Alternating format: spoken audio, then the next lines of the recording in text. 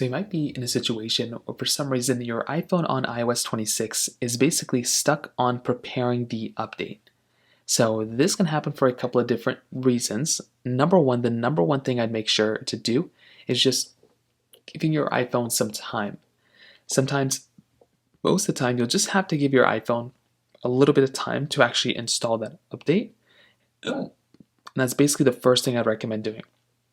So go through, give your iPhone a little bit of time to install that update, because whenever it tells you that it's preparing that update or about to install it or anything like that, it's basically just telling you that it's preparing your phone to install the update.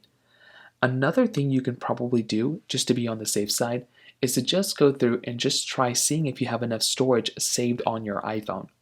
So go inside of your iPhone storage panel here and just make sure you have enough storage. This can also be another one of those big things that sometimes can just cause you some issues. So just go through, make sure there's no problems here either. Just go through and try to clear out some storage here.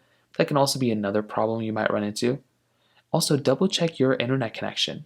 Your internet connection, your Wi-Fi connection, that can be another really easy thing to just kind of double check, just to make sure you're not running into any problems there either. Because a lot of the times that can just kind of be the issue, and that's another thing I'd recommend kind of checking out as well. So those are pretty much the main ways to fix it. If you have any other thoughts or questions, please let me know in the comment section below.